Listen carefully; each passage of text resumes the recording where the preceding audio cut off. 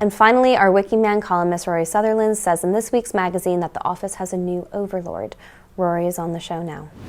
Rory, thank you for joining Spectator TV. You write for this week's magazine about the worrying rise of the office box ticker. Who are these people and why are you concerned about it? Well, what particularly concerns me is there always seems to be this strange phenomenon, which is large companies employ huge numbers of people, relatively few of whom seem to be principally engaged in effectively performing the task for which the company has been hired. Instead, there's this ever-growing bureaucracy. I think I quote in my piece that the amount spent on HR salaries since, I think, 2017 has gone from 15 billion to 25 billion a year. And I think it's worth asking what's going on. And I think it comes down to, that old Latin phrase, quis custodiet ipsos custodes. And it's the people who are engaged in effectively quantifying or optimizing the efficiency of the organization never really apply the same scrutiny to themselves. And so that if you're a call center worker, which is, seen as a cost, okay, as far as the business is concerned, I don't think a call center worker is a cost. I think it's part of the value a business creates, but it's defined as a cost by the kind of people in the finance function. Your work is scrutinized and your productivity is obsessed over by tons and tons of people who would regard, 10 minutes making a cup of tea as, wasted time. Meanwhile, the people effectively imposing this scrutiny never seem to actually shrink in their numbers. They seem just continuously to grow. It's almost a branch of corporate oncology, if you like. And they're not really, in fact, their productivity, what's the productivity of your finance department? No one has a clue. Their productivity doesn't seem to be scrutinized. It doesn't seem to be measured. And weirdly, mysteriously, as a proportion of overall headcount, these people never seem to do anything except grow. David Graeber, the late anthropologist, actually wrote a whole piece about this called Bullshit Jobs, in which he theorized that contrary to the usual kind of idealistic explanations of private sector businesses, bullshit jobs can exist for all manner of reasons, one of which I think is, the burden of regulation. Undoubtedly creates more and more of these jobs. The fact that you send more and more people to university who are somehow prepared to do a desk job, but regard being a plumber as weirdly beneath them, that undoubtedly magnifies the availability of people for these jobs. But also, in some cases, I think they're kind of there as a kind of reputational shoring up mechanism for the senior management, in the case of HR, who fear a scandal or a breach of something more acutely than they care about their customers in the short to medium term. That's one explanation.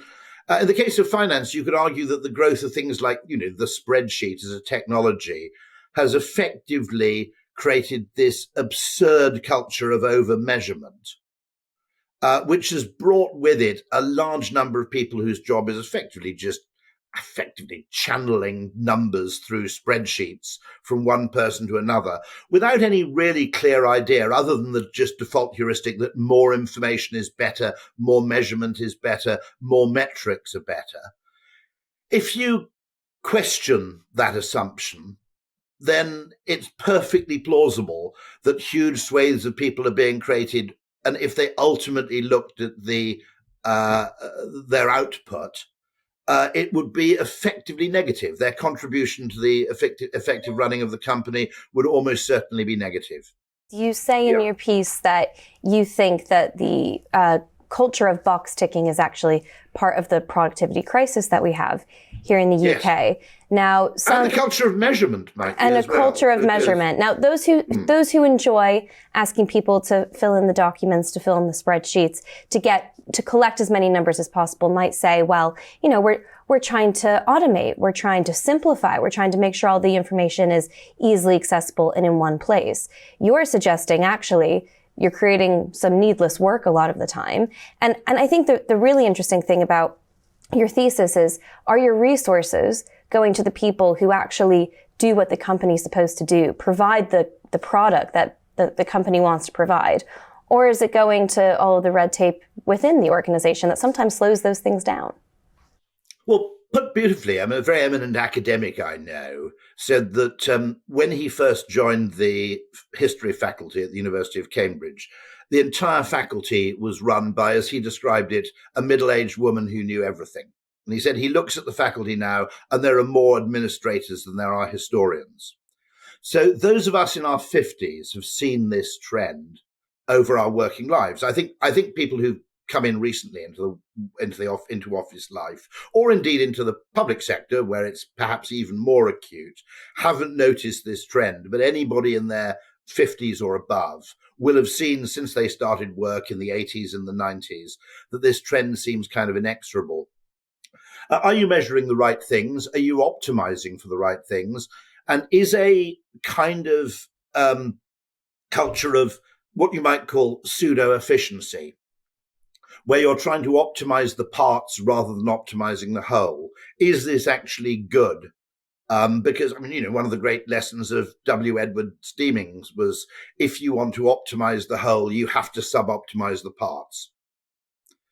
And yet what we have is this culture of what you might call pseudo-efficiency that creeps into every single pocket of corporate life or indeed institutional life.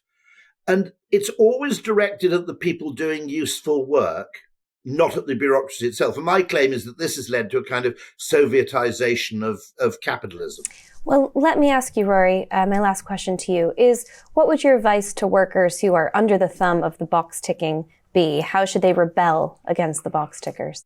Well, my claim is that to some extent, the working from home phenomenon is an act of rebellion. Most people in knowledge work aren't unionized. They have no capacity for collective bargaining. But they did discover that after the pandemic, it was quite difficult for an employer to sack everybody simultaneously.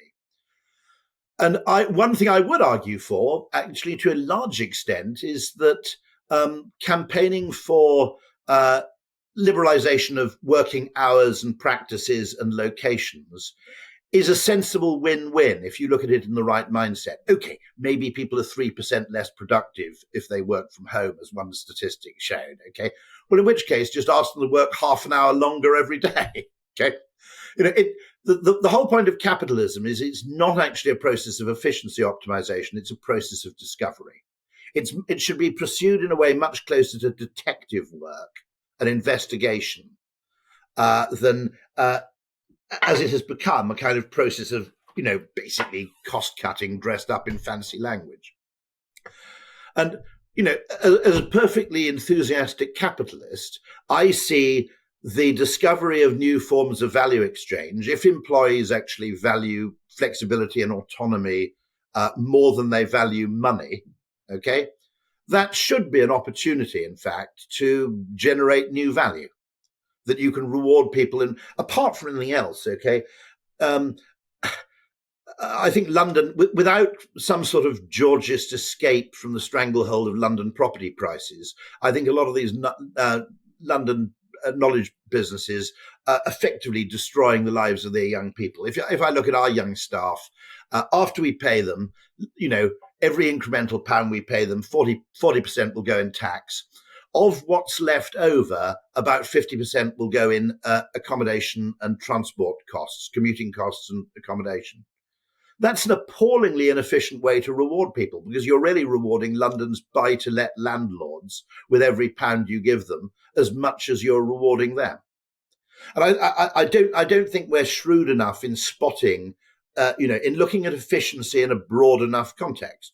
What efficiency means in rewarding people is you reward people and a large amount of that money goes to them. And we've created a stupid world where we demand recent graduates live in the most expensive real estate on the planet. And effectively, the capacity to actually enrich people has more or less gone. But it's not helped by the fact that no financially driven organization will ever sit down and go, what are the reasons for paying some of our staff more? It's also not helped by politicians either, who set a lot of that red tape. Rory, thanks so much for joining Spectator TV.